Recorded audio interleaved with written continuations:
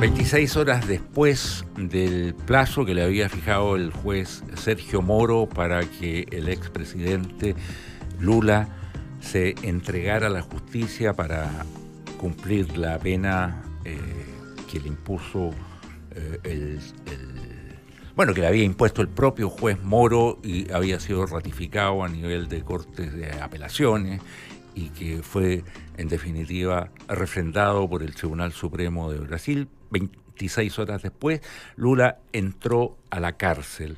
El expresidente está cumpliendo la sentencia de 12 años en un penal en Curitiba. Él se entregó en Sao Paulo, donde está la central sindical de los metalúrgicos, de la cual él fue dirigente y de ahí partió su carrera política.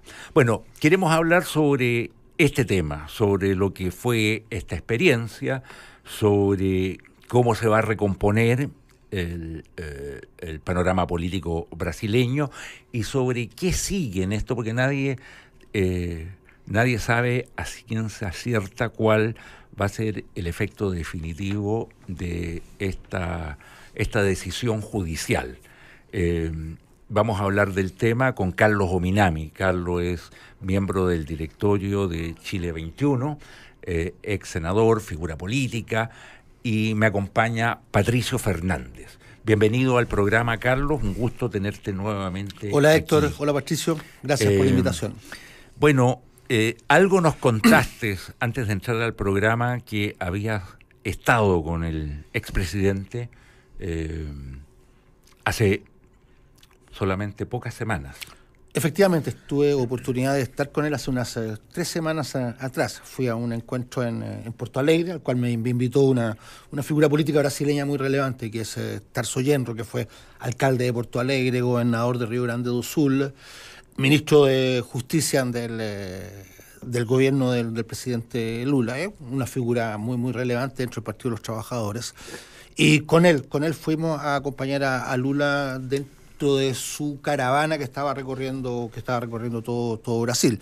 Y en este caso fuimos dentro del estado de Río Grande do Sul, fuimos particularmente a un encuentro que tuvo él con el presidente Mujica en la frontera entre Uruguay y Brasil. Y ahí tuve ocasión de conversar un buen rato con él, de las cosas así que retengo, lo que más me impresiona, porque yo lo conozco hace muchos años. ¿Quién lo conoce? A Lula, hace muchos años, antes de los finales de los 80. Y entonces él me dijo, mira, hermano, yo finalmente lo único que tengo es mi inocencia y la voy a defender con todo. Y creo que es lo que está haciendo. A mí me parece que es realmente muy, muy impresionante el esfuerzo. ¿Cuál es tu impresión del personaje? Mira, es un personaje... Lo tendrás que escribir más o menos. Es un personaje que es, cosas bien conocidas, que se ha hecho solo, pero que tiene una capacidad de sintonizarse con la gente. Él, como cualquier persona que se enfrenta a circunstancias difíciles, también se pega sus bajones. Yo no lo noto, él mismo te dice, pucha, está muy duro todo esto, pero es impresionante cómo al contacto con la gente se prende. Porque en términos políticos es un portaaviones. Es un portaavión. Además, probablemente del último medio siglo sea la figura política más importante en Brasil, digamos. Yo te diría Brasil y bastante más allá de Brasil. Cuando uno decía, por decirte, hace 10 años atrás, a ver, ¿cuál es el líder más importante de la izquierda, del progresismo en el mundo? El primero que salía en esa época era Mandela. Y después Lula. Desapareció Mandela, fue Lula durante un tiempo muy grande, todo el mundo se lo peleaba, todo el mundo quería estar con él. No es por casualidad que Obama pronunció esa frase cuando dijo "This is the man", el hombre es un prodigio en materia de liderazgo. Y yo en ese sentido creo lo siguiente, creo que lo que hay en Brasil como proceso ha sido un golpe, es un golpe de Estado en el sentido siguiente. La destitución de Dilma no se hizo para corregir los problemas que supuestamente Dilma había provocado, sino que se hizo para producir un proyecto, para imponer un proyecto distinto, un proyecto que nunca fue aprobado.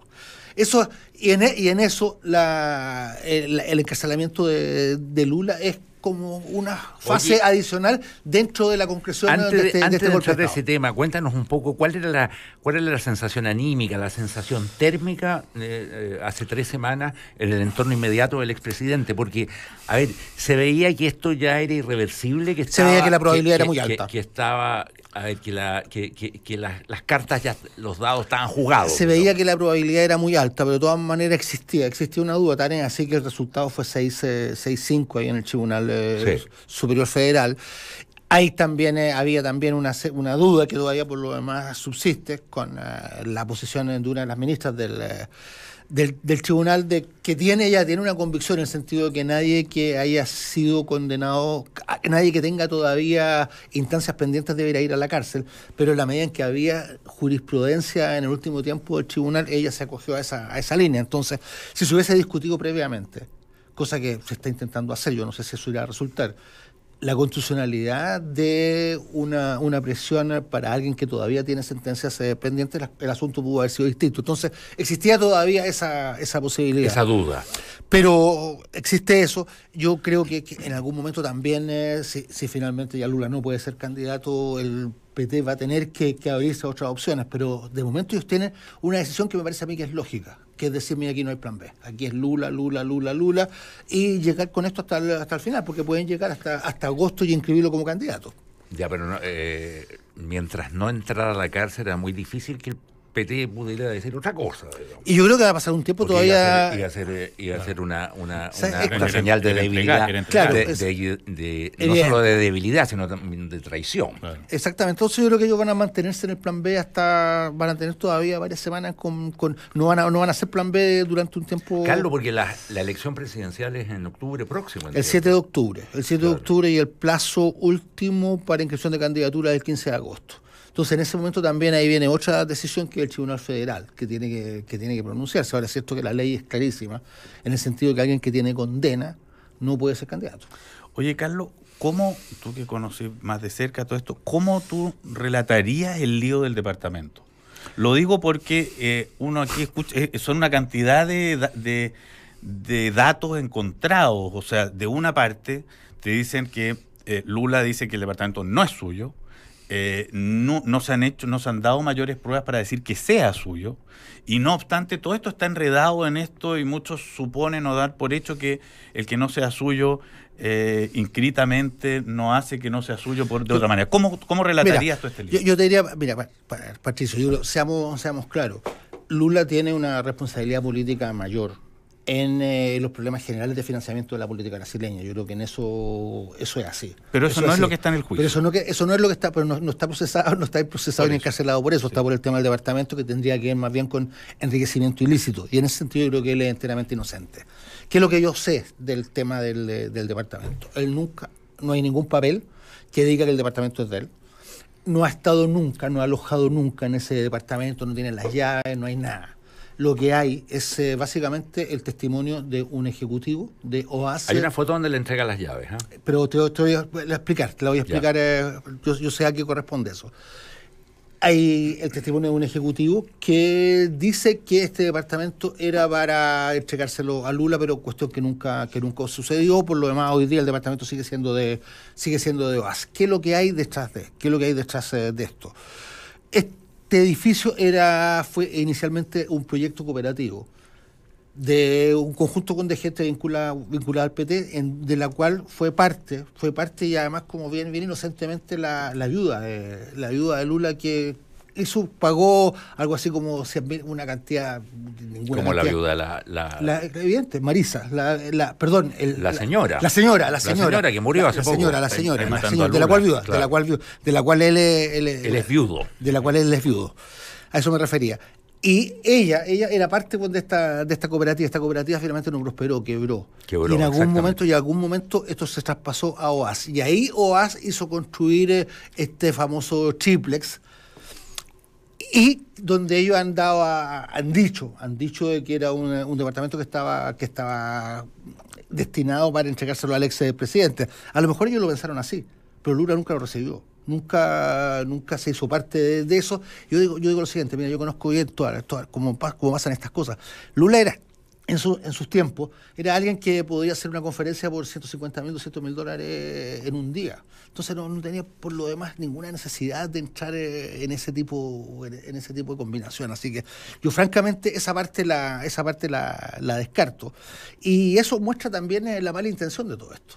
Porque el mismo pretexto que se utilizó para la destitución de Dilma, que es evidente que era un pretexto. Y es lo mismo que hoy día está ocurriendo con Lula. Oye, más allá de tus interpretaciones, así más inmediatas, yo creo que en Brasil algo ocurrió, ¿eh? Algo ocurrió como ha ocurrido en todas las sociedades latinoamericanas que han experimentado algún grado de desarrollo. Brasil, a comienzos de los años 2000, emerge como una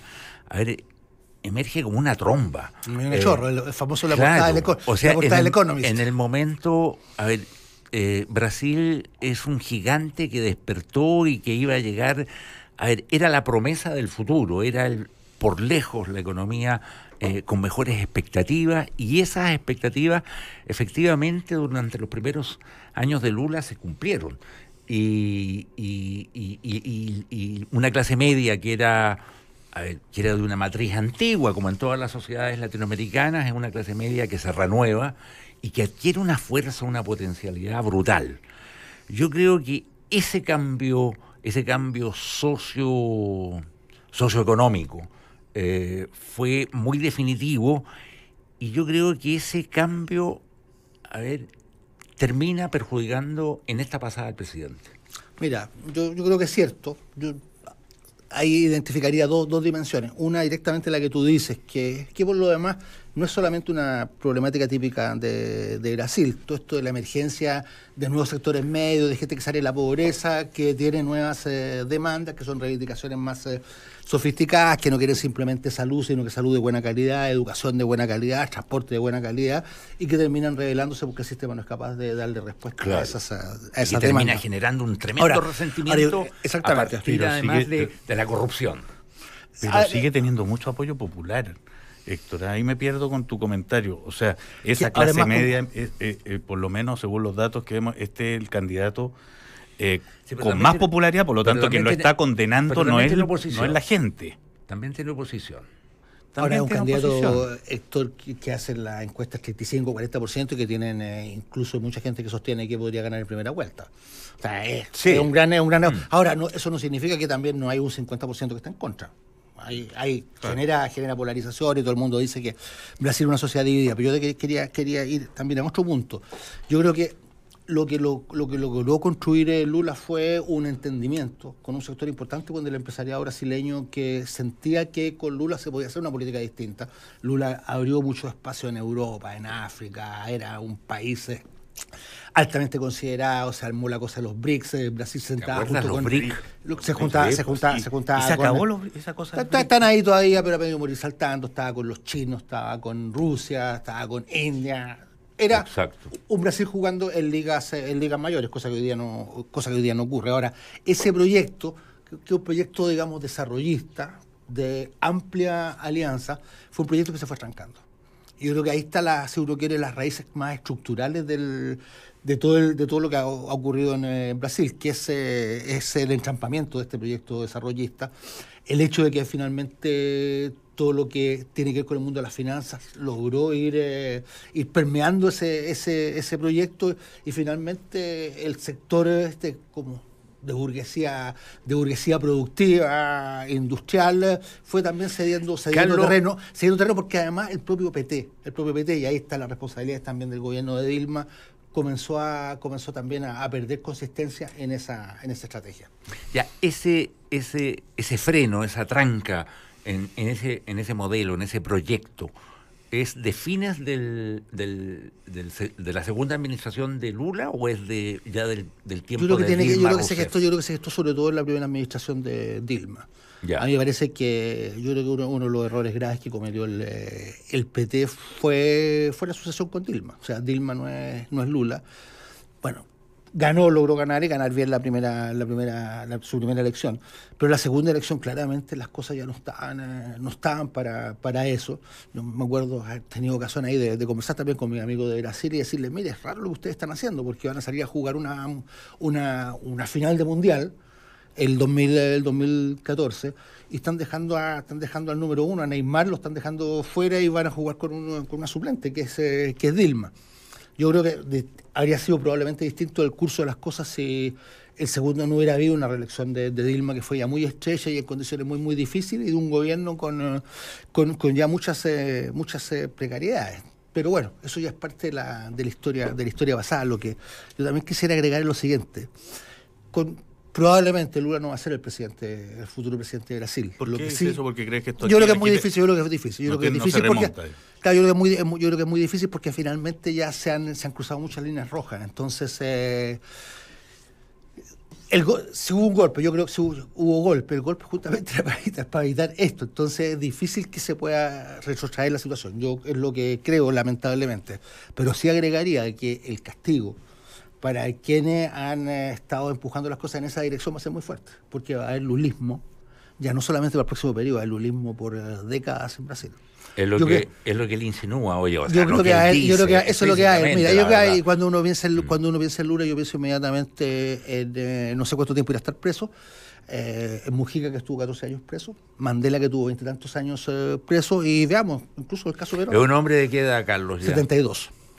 Ahora él dice que tiene la energía de un joven de 30, y es cierto, se prende, es capaz de hacer 2 o 3 discursos de 45 minutos, 1 hora al día, y está ahí, tiene mucha energía. ¿Cuán golpeado está el entorno más inmediato de la cúpula del PT? Pero está bien golpeado. Ahora no deja de ser destacable el hecho de que en su momento el PT se vino al suelo. Hace un par de años atrás tuvieron además una elección municipal fatal. Y hoy día es un partido que ha venido recuperando terreno. Hay mucha gente que en un momento estuvo muy enojado con el PT, pero que se da cuenta hoy día que hay una cierta injusticia. Y es un partido que hoy día tiene un respaldo importante. ¿Qué es lo que van a hacer ellos adelante? Es una discusión súper compleja. Yo creo que van a estar en esto de Lula hasta el final, y buscando en su momento hacer, cuando ya no puedan seguir buscando un plan B, otro candidato que será probablemente Haddad, que es el exalcalde de San Pablo. ¿Tiene el PT una malla de relevo? Esta pregunta va para con Lula preso, ¿qué pasa ahí? Pero que en algo sale de Brasil, digamos, ¿eh? Uno ve que no se ve como una nueva generación todavía agarrando las banderas de la izquierda en América Latina y dándose a conocer y haciéndose ver. ¿Tiene el PT, en Chile sabemos lo complejo que es eso, pero tiene el PT un nuevo mundo, digamos, de recambio que mostrar? Yo creo que se está gestando, y por lo demás hay liderazgos nuevos, hay que son todas. Lo que pasa es lo siguiente, que el liderazgo de Lula está tan fuerte, claro, que no permite la proyección con la misma significación de otros. Cuando tienes un liderazgo tan potente como el del expresidente, es muy difícil que aparezcan otros. Claro, pero han ido emergiendo figuras, como Fernando Haddad, que fue alcalde de San Pablo. Hay también otra figura que es Jack Wagner, que fue gobernador de Bahía, que son figuras importantes, son figuras interesantes. Otra cosa que además también podría terminar haciendo el PT es romper con su política hegemónica y buscar una alianza. Y ahí también hay un candidato que surge con bastante fuerza, que es Ciro Gómez, que es alguien que ha tenido una trayectoria muy vinculada con Lula, ha sido ministro de Lula, ha sido gobernador también de su estado, y que podría ser otra figura que también pudiera competir. Porque en términos de rating político, o sea, por lejos, Lula, no sé, si marcaba 35, 40, la figura que lo sigue, digamos, marca 7, ¿no sé? Claro, exactamente. O sea, ese es el rango. Claro. Entonces, desaparecido él, o sea, este panorama tiene que recomponerse completamente. Claro, y ahí también yo creo que también la élite brasileña tiene que ver claro, yo creo que le tienen pánico a la vuelta de Lula, pero también creo que los más inteligentes deben tenerle pánico a la posibilidad de que se colara en el sistema alguien como Bolsonaro, que es realmente un personaje sumamente polémico y que podría provocar todo tipo de estropicio. Un ex militar, un tipo que tiene la gracia de la sinceridad, pero para decir todo tipo de brutalidades. Claro. No, pero es muy difícil, digamos, que se les cuele, que logre generar una mayoría, un candidato así. Es bien mañosa en política la gracia de la sinceridad, porque es que los que suelen ser muy sinceros pasan por encima de muchas cosas. O sea, hay algo de insinceridad en la política que busca entendimientos, creo. Sí, lo que pasa es que estamos en estos tiempos difíciles, de repente pasa. Está hecha de buenas maneras y de algún grado de cinismo. Pero estos tiempos difíciles pasan cosas raras. Bueno, pasan cosas raras, partiendo por lo de Trump y las cosas que conocemos. Pero bueno, no cabe duda que Brasil le enfrenta una crisis política muy, muy profunda, y en eso yo creo que, a mi juicio, uno de los temas de fondo es que Brasil no ha sido capaz de generar un sistema político decente. Yo le escuché muchas veces a Lula decir que tenía un sistema político indecente, y me parece a mí que la principal crítica que hay que hacerle es que él finalmente terminó contemporizando con ese sistema. Oye, Carlos, no fue capaz en un momento de decir hasta aquí no más llegamos. Tú editaste un libro sobre la izquierda en América Latina, justamente, que está terminando o está en un momento, en un ciclo bien calamitoso, porque digamos que sus principales exponentes ni siquiera están cayendo porque sus ideas sean buenas o malas, sino que están simplemente sumidos en la corrupción. Aparte de que parece quedar como representante de esa izquierda algo así como Nicolás Maduro, que yo creo que cualquiera que tenga una sensibilidad de izquierda honesta tendrá que reconocer que si lo principal es el bien de las poblaciones, y especialmente de los más desprovistos, no es el paraíso en la tierra lo que se ha construido.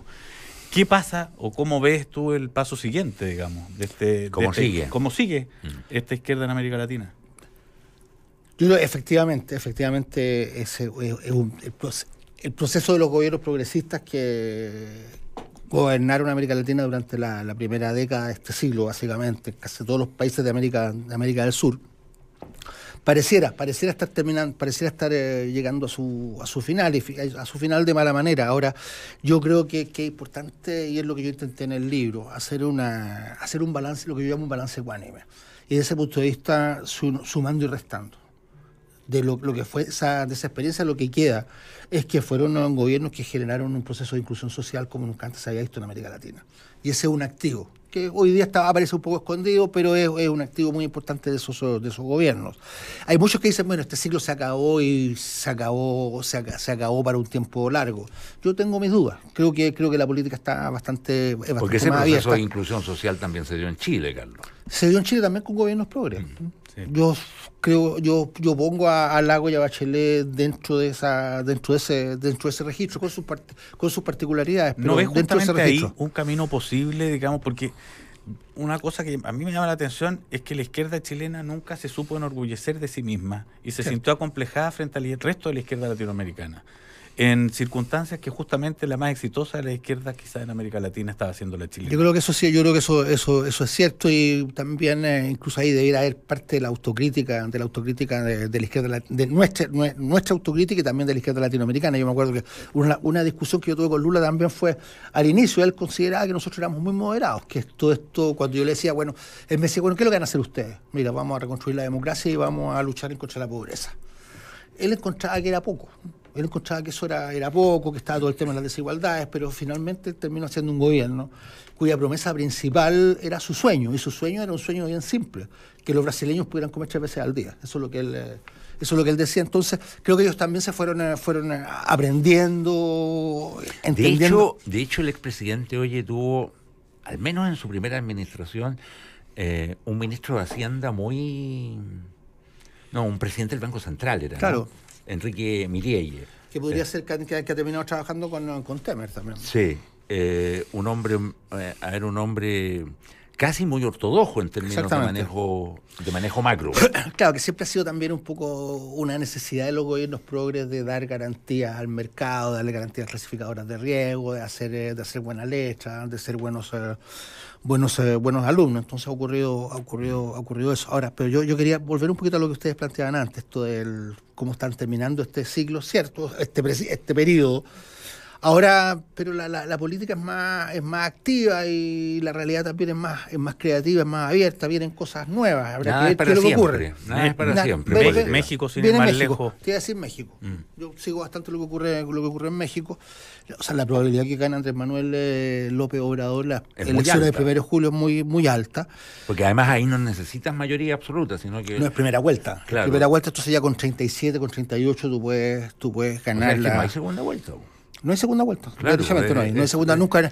A los partidos claro. no les interesaba finalmente tener segunda vuelta, lo que es también es otro desastre. Un desastre. Y ahí uno puede tener, la verdad es que ahí puede haber una cosa que puede ser realmente muy muy interesante, que es como la confrontación Trump López Obrador en una frontera que es más caliente, una frontera que es mucho más relevante, son de las fronteras más grandes del mundo. Entonces, la política es más activa. Hay un pequeño país que todavía resiste, que es donde la izquierda resiste, que es el país por lo demás con el nivel de educación más alto de América Latina, que es Uruguay. Uruguay. Pero es cierto, o sea, digamos las cosas como son. La izquierda está pasando, yo creo que quizás por el momento más difícil, no sé, de su historia, pero en todas las últimas décadas. Y no es un problema solamente latinoamericano, no es un problema de cada uno de los países, es un problema más global, es un problema de proyecto. Yo creo que pocas veces nos habíamos visto además insertos en una hegemonía tan grande de un sistema económico, en un acuerdo, digamos, por lo menos en los hechos, en un funcionamiento mundial de las cosas que impiden de repente los proyectos rupturistas, como durante toda la historia sí se permitieron, así fuera en pequeños lugares del mundo. Yo creo que es cierto, yo creo que la globalización es una realidad. Bueno, podríamos Oye, hablar Carlos, sobre eso. volviendo a lo que va a ocurrir en lo inmediato en Brasil, yo entiendo que el gobierno de Temer, que está con niveles de aprobación extremadamente bajos, inferiores al 10%, ha logrado por lo menos estabilizar el voto en términos económicos, digamos, no sigue en recesión, sino que está logrando algunos niveles modestos de recuperación. Y la promesa suya, porque él subió con esa promesa de que él no iba a postular a un nuevo mandato, parece que no la quiere cumplir y parece que quiere postular, pero yo creo que a la presidencia, pero la verdad es que eso es anecdótico. Yo también creo que es poco serio. Yo creo que un candidato no tiene ninguna competitividad, que tiene una credibilidad muy muy baja. Y en eso quizás finalmente los candidatos más competitivos, si surgen en el centro, van a ser candidatos del tipo de Alckmin, que es el gobernador de San Paulo, que ya fue derrotado por Lula fue derrotado por Dilma. Ya. Fue derrotado por Dilma la primera vez. Y lo otro es esta figura bien compleja que es Jair Bolsonaro. Bolsonaro, claro, que es como la extrema derecha. Exactamente. Desconéctate con Banchile Inversiones. Monitorea tus inversiones cuando y donde quieras a través de la aplicación Mi Inversión. Banchile Inversiones, soluciones digitales para optimizar tu tiempo. No se vaya de la sintonía de Radio Duna, porque a continuación viene información privilegiada al cierre y enseguida sintonía crónica junto a Bárbara Espejo y Gonzalo Pavor. Muchas gracias, Carlos Ominami, por habernos acompañado en esta edición del programa. Ha sido un gusto tenerte acá. Muchas gracias, Pato Fernández. Y muchas gracias a ustedes por su sintonía. Nos encontramos mañana miércoles aquí en Terapia Chilense. Muy buenas noches. Buenas noches. Buenas noches.